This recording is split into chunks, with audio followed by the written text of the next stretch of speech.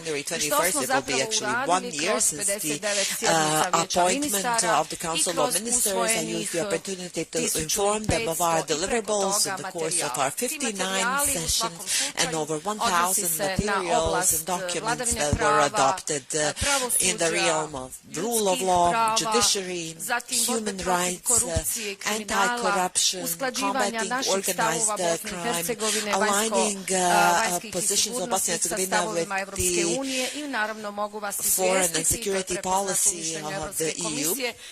This has been also well noted in the Commission's report. Bosnia and Herzegovina had a rate of 100% alignment in foreign policy with the foreign security policy of the EU. As I've already stated, we remain committed to deliver on 8+1 conditions and also 14 key priorities. Everything that has been done and that has been recognized as our effort and work is the result of a political dialogue, of a compromise, of an understanding, and these are the underlying principles in the work of the Council of Ministers. Along these lines, speaking of the actual work of the Council of Ministers, I cannot also but thank the political party leaders and thank them for the meeting last week. This meeting reaffirmed the commitment to work on the accession path towards the opening of negotiations as the next step in the accession process. So thank you to our leaders for everything they've been doing so far, and I'm grateful for the demonstrated ability that this country can indeed deliver.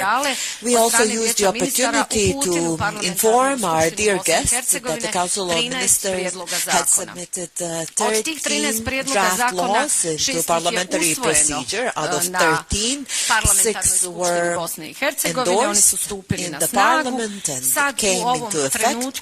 Now, currently, we have other legislation in the pipeline, and I will just briefly reflect on it in my later remarks. Just also to comment on the remarks of Madam President during her visit to Bosnia and Herzegovina on November 1st, when she announced the growth plan for the Western Balkans, including Bosnia and Herzegovina. In fact, in order to implement and deliver on the growth plan, we had certain obligations, including a reform agenda to be submitted to the European Commission and also to appoint the implementation team under the growth plan. I would like to inform that we completed these activities at our most recent session as the chair of the implementation team. I will be the one convening the implementation team and will continue delivering responsibly on the growth plan. Also, based on our prior agreements and dialogue, I expect us very soon to have the economic reform program adopted for the period 2024 to 2026. We are also working intensively to modify the election law of Bosnia and Herzegovina, either through the working groups, but also at the level of political party leaders. We are discussing and reaching an agreement on issues. I cannot but highlight the commitment of political leaders to resolve any sticking points in terms of the election process through domestic ownership of the domestic process as a precondition to provide for stability, prosperity, and above all, the accession path of Bosnia and Herzegovina.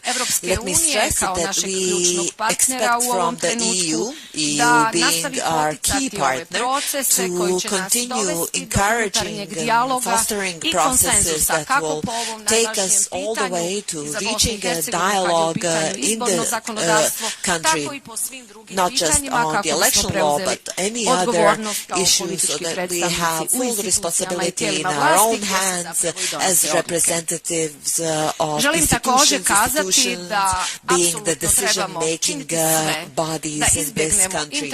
We must do our utmost to avoid any interventions, any impositions from the international community. Such impositions or intervention could seriously undermine the relations within the not just state-level coalition, but could also undermine the functioning of the institutions of this country and their proper work and functioning. On other points, let me just also note that we are currently focused on the budget and national budget adoption for 2024. We just had the meeting of the council. I have a fiscal council meeting at 1400 hours. The idea is to adopt the global fiscal framework and to have a framework budget designed. Soon thereafter, we should have the draft national budget for the current year. Needless to say, this is a basic precondition for the normal functioning of institutions, but also for deliverables in reform processes. In addition to the budget, let me also highlight other activities, other engagements, the result of our obligations in the accession pact. We also adopted the anti-money laundering law, law countering financing of terrorism. It was endorsed in the House of Representatives. The next session should be reviewed by the House of the Peoples. Hopefully it will be adopted in full, thus meeting yet another condition under 8+1. We are also working on the law on border control, law on courts, which is for the most part agreed. It just takes a little bit of political will. Another important piece of legislation is the law on conflict of interest. I'm deeply convinced that with the technical amendments to the law on High Judicial and Prosecutorial Council, where we had only one minor technical modification to the prior adopted version, in the times ahead of us, the Parliamentary Assembly, and we do have an exceptional cooperation with the Parliamentary Assembly, whatever is endorsed by the Council of Ministers, members of the Collegium of the Parliament stand ready to schedule urgent sessions of both houses so that we deliver on the conditions and demonstrate our responsibility. Finally, let me just note that all of this combines gives optimism and strength to me, and I firmly believe that in the time ahead, by March, the Council of Sessions will have the exact date to open the negotiations as a result of merit, as a result of our deliverables. The accession path is by no means an easy one, but through a dialogue, through our commitment, through our dedication towards delivering on the most important strategic foreign policy objective will have a positive outcome. Thank you to our dear friends, our dear guests. The future of this country is solely dependent on our capacities, our dedication, our responsibility to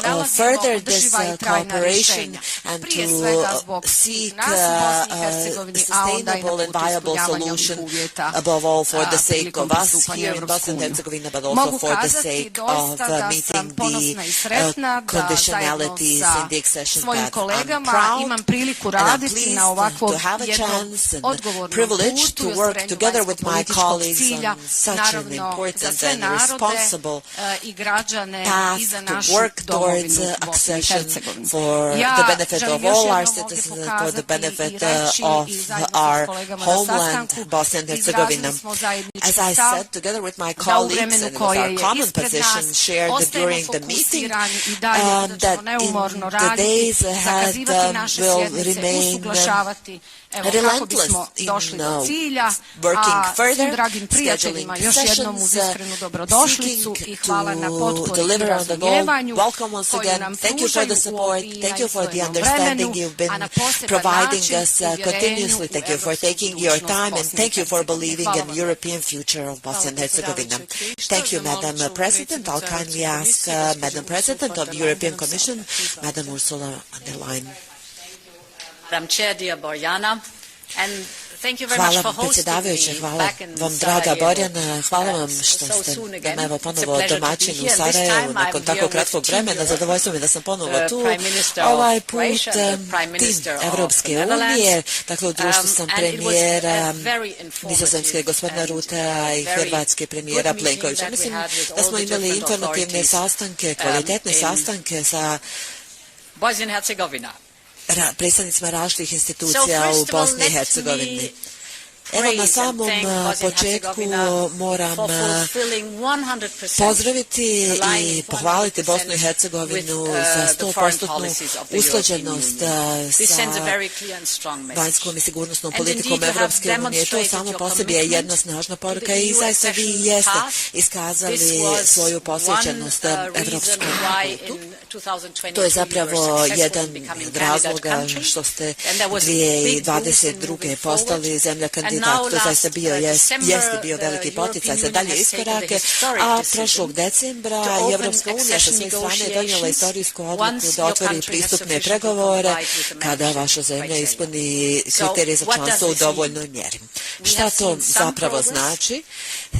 Svjedoci smo određenog napretka, svjedoci smo istinske posvećenosti cilju članstva sa važnim zakonima koji su usvojeni poput unapređenja integriteta pravosuđa. Vi ste sa svoje strane zapravo pokazali da možete ostvarivati rezultate ukoliko vaša zemlja jedinstveno krene naprijed. Što više rezultata ostvarujete, meni više pomažete u izradi izvještaja koji će odraziti taj napredak. Moram evo vrlo jasno naglasiti da nas četvero ovdje jedinstveni smo i saglasni da Bosnu i Hercegovinu vidimo u Evropskoj uniji kao jedinstvenu, nedjeljivu i suverenu državu. I to je naš zajednički cilj i na njemu zajednički radimo. Naravno, u vašim rukama je da prihvatite ovaj put koji ste odabrali i neka vas ništa ne skrene sa ovog zadatog kursa. Danas smo, kažem, sa predstavnicima različitih institucija razgovarali o onome što je još potrebno uraditi. Potrebno nam je da vidimo dodatni napredak, usvajanje zakona vezano za temeljna pitanja u procesu pristupanja, a tu je demokratija i vladavina prava. Dakle, aktivnosti trebaju da krenu od suzbijanja pranja novca, sukoba interesa, zakona o sudovima. Poznato vam je da će Evropska komisija izvijestiti vijeće o napretku do marta, a taj izvještaj će biti osnov za diskusiju evropskih lidera. Pored toga, tokom današnjeg dana smo intenzivno razgovarali na temu plana rasta. Naime, plan rasta je svojevrsna ponuda Evropske unije za snažnije integrisanje Bosne i Hercegovine već u ranim fazama, dakle već u ovom trenutku na zajedničko evropsko tržište. Tu otvaramo vrata za 7 važnih sektora u principu za poslovne subjekte koji dolaze iz Bosne i Hercegovine da djeluju na zajedničkom evropskom tržištu. Te aktivnosti trebaju pratiti reforme, dakle reforme neovisno od procesa pristupanja, već reforme u ekonomske prirode koji će osigurati jednake uslove poslovanja. Ukoliko se ove reforme provedu, mogu osigurati dodatni 1 milijardu eura od Evropske unije. Taj novac svakako ide u prilog prosperitetu Bosne i Hercegovine. Paralelno s tim, ukoliko ukoliko zemlje Zapadnog Balkana razviju svoje regionalno zajedničko tržište, očekivani rast BDP-a je 10%. Dakle, ako razvijete regionalno zajedničko tržište, ako ostvarite pristup jedinstvenom tržištu Evropske unije, to samo po sebi je vrlo važan rezultat i svakako će donijeti koristi svima, a posebno mladima koji će vidjeti perspektivu u ovoj zemlji. Autori samog plana rasta su ga osmislili na način da niti jedna zemlja od Zapadnog Balkana ne može blokirati svoje susjede. Dakle, isključivo je na vama i na vašoj odluci da li ćete ići u pravcu snažnijeg integrisanja na jedinstveno tržište ili ne. Evo, danas smo imali cijeli niz sastanaka, kasnije tokom dana saslušamo se sa predstavnicima civilnog društva koji imaju naravno izuzetno važnu ulogu u svemu. Evo, to je bio moj pregled, a sa zadovoljstvom dajem riječ kolegama s lijeve i desne strane. Hvala vam. Premijer Republike Hrvatske, gospodin Andrej Plenković, izvolite. Hvala vam lijepa. Dobar dan svima. Prije svega zahvala predsjedateljici Vijeća ministara, gospođi Borjani Krišto, na izvrsnom sastanku koji smo danas kao tim Europe, kako je kazala predsjednica Europske komisije, gospođa Ursula von der Leyen, zajedno sa premijerom Nizozemske, gospodinom Markom Rutteom, imali prigodu održati sa članovima Vijeća ministara i naravno predstavnicima zastupničkog Ministers and representatives of the House of Želio bih prije Peoples svega and the House of kontekstualizirati ovaj naš Representatives, današnji the posjet. National Parliament. Niti Let me try to put our today's visit into a context. The timing and the composition of our delegation is by no chance kada je Bosna i Hercegovina do sada dobila najbolje zaključke koje vode prema odluci Europskog vijeća o otvaranju pristupnih pregovora s Europskom unijom. Naš današnji posjet služi kao poticaj prije svega Vijeću ministara, ali i parlamentarnoj skupštini da u sljedećim tjednima donese određene zakone, da poduzme određene reformske napore kako bi dala argumente Europskoj komisiji, to give arguments in the hands of the European Commission, arguments above all to the Madam President, but also the Enlargement Commissioner, Mr. Barheli, so that in the report that the Commission will be preparing for the heads of state that are due to convene on the 21st and 22nd of March, to help us reach a consensus on the positive decision to open the negotiations with Bosnia and Herzegovina. Kada je riječ o politici proširenja. Da je netko pitao bilo koga od nas prije 2 godine da li će Ukrajina podnijeti zahtjev za članstvo, da li će Ukrajina dobiti status kandidata, da li će Europska unija dati Ukrajini i Moldovi pozitivnu odluku o otvaranju pregovora, vjerojatno bi svi rekli ne, to nije moguće. Međutim, ruska agresija na Ukrajinu i Putinova politika ubrzala je proces proširenja. I upravo ovaj promijenjeni kontekst pa i metodologije pregovora daje šansu Bosni i Hercegovini da ulovi korak sa drugim zemljama jugoistoka Europe. Hrvatska je godinama najsnažniji, najčvršći, najveći zagovaratelj i prijatelj Bosne i Hercegovine kada je riječ o ubrzanju njenoga članstva u Europskoj uniji. To smo činili i u prosincu. I upravo je na našu inicijativu usvojen takav zaključak, a u dogovoru sa kolegom Rutteom, koji je poznat kao Nizozemska, kao jedna od ovih zemalja, on se neće navrtiti, koje su najstrože i najrezerviranije među članicama Unije o donošenju odluka u vezi bilo koje zemlje kada je riječ o procesu proširenja. Da zajednički ovdje u Sarajevu steknemo dojam predanosti reformskom procesu od strane Vijeća ministara koji godinu dana vodi gospođa Krišto i to na način koji nam dinamikom rada, brojem donesenih zakona i prijedloga, usvojenim proračunom daje uvjerenje i dokaz da je funkcionalnije nego prethodno Vijeće ministara. I upravo je stoga sada trenutak, ovaj strateški posjet i prozor politički koji se otvorio, da se naprave iskoraci i u pogledu zakona o sudovima, i u pogledu zakona o visokom sudskom i tužiteljskom vijeću, i u pogledu zakona o sprječavanju pranja novca, te niza drugih poteza koji će omogućiti i komisiji, a i državama članicama da donesu tu ključnu odluku. To je bit i sukus ovoga današnjega posjeta. Na temelju onoga što smo čuli, moj dojam da je ta poruka itekako shvaćena i prihvaćena i da ćemo u sljedećim tjednima uz potporu svih nas, ali prije svega uz političko preuzimanje odgovornosti, identificiranje svih aktera u političkom životu Bosne i Hercegovine, a osobito vladajuće koalicije, dobiti upravo one argumente da ta odluka u uzroku bude i donese. Naglašavam, ovo je zadnja godina rada ove Europske komisije. Mi smo u zadnjim mjesecima rada aktualnog saziva Europskog parlamenta. Za nešto više od 2,5 mjeseca raspustit će se Europski parlament, krenut će se u izbornu kampanju. Ako se propusti ožujak, izgubit će se cijela ova godina u pogledu donošenja pozitivnih odluka u Bosni i Hercegovini. Tu nema nikakvih dilema.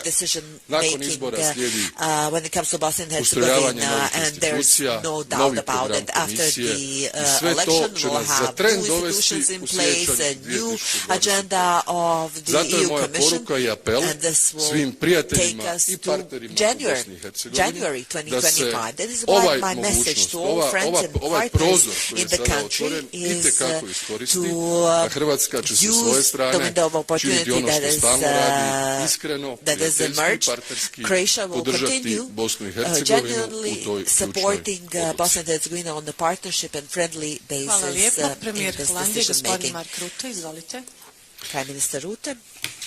Well, first of all, I'm very pleased to be here today with Prime Minister danas ovdje u društvu sa premijerom Republike Hrvatske gospodinom Plenkovićem, predsjednicom Europske komisije van der Leyen. Bilo je zadovoljstvo sastati se sa članovima predsjedništva. I'm very pleased to be here today with Prime Minister Andrej Plenković of Croatia and European Commission President Ursula von der Leyen. It was indeed good to speak with the presidency of Bosnia and Herzegovina, the Parliamentary Assembly, and the Council of Ministers, chaired by Bojana Kisto. And those discussions, together with the meeting this afternoon with representatives of civil society, provide, I believe, a broad picture of the situation in Bosnia and Herzegovina, including with respect to the European Union and the country's potential possible accession in the future. At bilateral level, the Netherlands and Bosnia and Herzegovina enjoy strong ties. What's more, we have a shared history. A history with one dark page that has created a lasting bond between us. A history that we will continue to reflect on together, in memory of the people whose voices can no longer be heard. The Netherlands feels a close connection with the Western Balkans, and with this country in particular. And we are only too glad to keep helping to build a secure, stable and prosperous Bosnia and Herzegovina. We are doing that, for example, as part of the EUFOR mission, in which Dutch military personnel are working with their international counterparts to build peace and stability in the region. Yesterday I had the opportunity to visit Camp Boedmeer, where I spoke to our Dutch troops and was able to get myself informed about their important work. The Netherlands is also a member of the Peace Implementation Council, and through our social transformation program, MATRA, we are funding efforts to strengthen democracy and the rule of law. We also support this country's EU ambitions. Ultimately, it's our common interest that Bosnia and Herzegovina should take its place in the European family as a single, united and sovereign country. With that in mind, it is in the interest of Bosnia and Herzegovina itself, but also in the interest of the EU as a whole, for candidate countries to be as strong and stable as possible, and to meet all the relevant requirements and criteria. EU accession has to be and will always be a merit-based process, one in which candidate countries are assessed in terms of the tangible and lasting progress they make in priority areas like the rule of law. Making necessary reforms is part of that process. If you look at the current situation, we have to honestly conclude that there is still a lot of work to be done before Bosnia and Herzegovina achieves the necessary degree of compliance with the membership criteria. It's now the task of the country's politicians and administrators to move forward. Substantial progress is needed on the famous list of 14 issues before we can take the step on opening membership negotiations. But please be assured, Bosnia and Herzegovina does not have to do this alone. We, also the Netherlands, like the other member states and the Commission, are more than willing to help. The fact that we are here today is testimony of that. Thank you. Hvala lijepo, otvoreni smo za vaše pitanja. Zamolit ću da se predstavite i kažete kome je pitanje upućeno. Federalna novinska agencija FENA, izvolite. Dobar dan. Alma, Federalna novinska agencija. Pitanje za predsjednicu Europske komisije i predsjedavajuću Vijeća ministara. Šta Bosna i Hercegovina konkretno dobiva i šta gubi u slučaju pozitivne ili negativne odluke o otvaranju pregovora? U stvari, kakve će biti posljedice i jedne i druge odluke? Izvolite. I think we all sense that the window of opportunity is now open, and we have to grasp this opportunity really to move forward. I said in our meetings that we have a wonderful motto in the European Union that is united in diversity. And I think Bosnia and Herzegovina has the same experience. And it was for me very impressive to see, yes, you are very diverse, but you are united in one goal, and this is the goal to join the European Union and to be a member of the European Union. So, and for that, as it is a merit-based process, it is now important to use the time that is there to adopt laws, very practical, very hard work, very practical, to adopt laws or to progress laws so that I can be convincing in my report to the European Council. And I think my dear friends have described that this is a moment where it's important not to miss it, but really to take the opportunity and to move forward, because as you have described, afterwards the year unfolds with the regular topics like elections and the new formation of the Parliament and the European Union. It's a huge opportunity for Bosnia and Herzegovina, but it's also a huge opportunity for the European Union, because we are convinced that the European Union is not complete without the Western Balkans. We know by experience that for the accession, a certain level of consistency has to be achieved in the rule of law, for example, in the judicial system, so that the new member states can not only cherish the benefits, but also carry the duties of European Union membership. And this is the strong message that we're bringing today. Hvala lijepo. Pitanje sljedeće, BHT, izvolite. Adisa Herco, Radio televizija Bosne i Hercegovine. Nije predsjedavajuća Vijeća ministara odgovorila isto na ovo pitanje. Predsjedavajuća, imali potrebe? Sve je rečeno. Sve je rečeno. As institutions, we are well aware that these are the benefits for everyone in this country, for all its people. So it's a chance for the prosperity and stability of the European future of this country. Adisa Herco, Radio and TV BHT, question for Madam President and Leyen. Will it be possible for the European Commission perhaps to compromise and consolidate the priorities under the Commission's opinion so that the negotiations are opened by March, or we need to deliver on all 14 key priorities? Is there a group that's been agreed, perhaps, or? So we have been very detailed in our meetings, as you can Kao što evo možete možda i pretpostaviti, vrlo detaljno smo razgovarali na temu zakona koje je potrebno usvojiti, generalni napredak u drugom zakonodavstvu. Generalna poruka je da nam treba snažan fokus na proces pristupanja i da nam treba što više prioriteta da se ostvari koliko je to moguće. To je evo ključna poruka i poruka koju želim jasno naglasiti je da komisija stoji na raspolaganju da pruži podršku. Ja znam da to ide zaista do jednog značajnog nivoa detalja, ali je moguće ovo realizirati, ostvariti. Pozivam vas da iskoristite i našu ekspertizu i podršku komisije kako bi postigli željeni rezultate. Kolege iz Hrvatske, prilika za vas, RTL.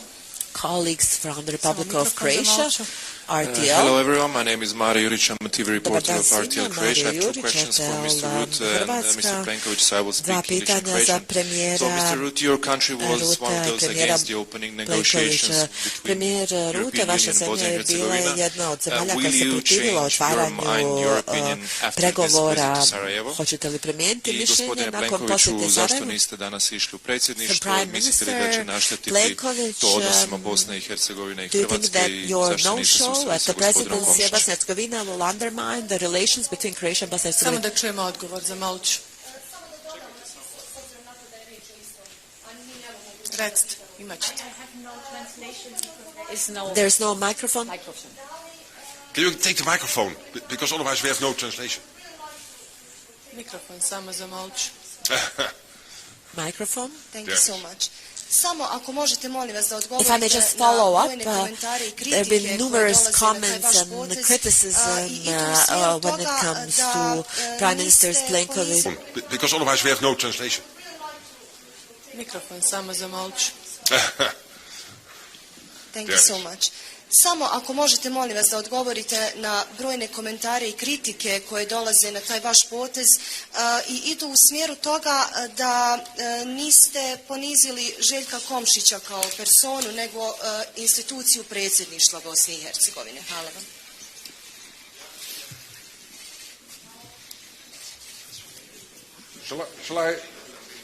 Izvolite. Premijer Rutte. Shall I start with the question on, for us, this whole process has to be merits-based. So no shortcuts. We have to be sure that Bosnia and Herzegovina is delivering on the issues necessary. That has to do with the rule of law. It has to do with, indeed, how to organize elections, preventing conflicts of interest, Frontex, well, a whole list of issues. And it still means a lot of work to be done the next 6 weeks. If we would be able in March to come to a positive conclusion on opening membership talks. So at the moment I'm not ready. What I do hear from my counterparts here is that they are willing to get there. And that of course is encouraging. But then it all has to, we have to see whether it happens. And if in the meantime we have to help or need to help, we are there to help. But it's quite a big task when you look at the whole list of issues we discussed today. And why is that? Because in my country and also other countries, not just the Netherlands, for me personally also, it's crucial that if we take next steps, that we are not shortcutting, that we do it merits-based, on the progress made. And of course, this is a difficult country to govern. I completely understand that because of the history. But still, we have to be tough.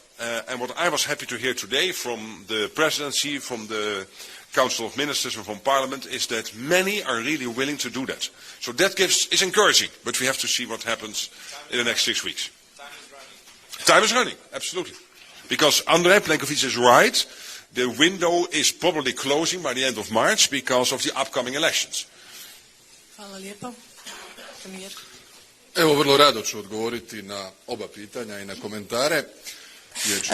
Submission of Bosnia and Herzegovina's application membership. It was actually during the Dutch presidency of the EU. It was even a greater pleasure to insist and advocate and lobby that Bosnia and Herzegovina is granted candidate status.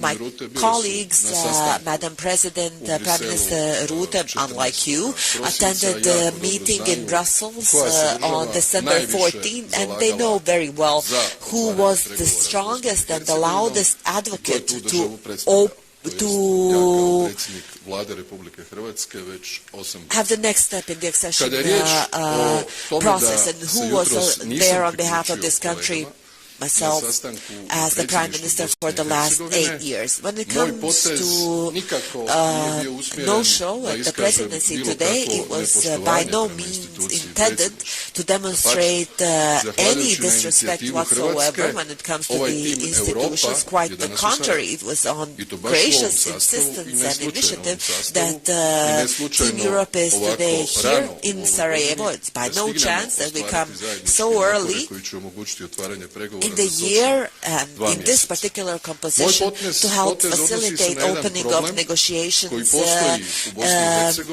come March. My decision this morning has to do with the problems that were repeated back in 2010, 2018, 2022, and I'm here referring to the election of the Croat member of the presidency of Bosnia and Herzegovina. This was unprecedented up until 2006. And you will all remember that Mr. Komšić was not elected by the majority will of Croat constituency. Instead, he was elected thanks to votes of other constituent peoples. And in the 8 years that I've been heading the government, I'm someone who strongly opposes that. I'm not opposing questioning Mr. Komšić personally, but we are insisting on the principle of equality of all three constituent peoples, and this equality needs to be reflected in the election process as well.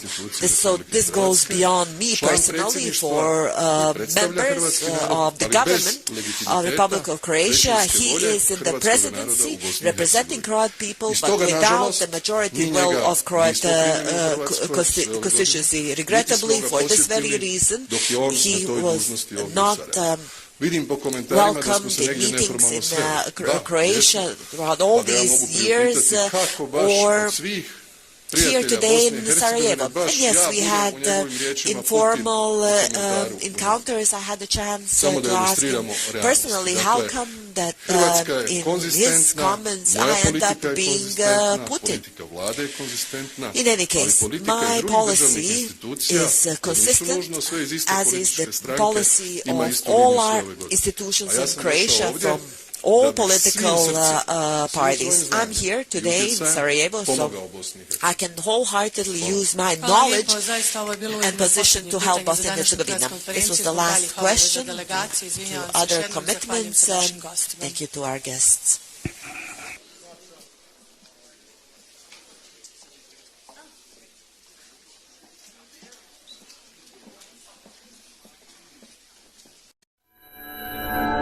konferenciju zbog daljih obaveza delegacije. Izvinjavam se još jednom, zahvaljujem se našim gostima.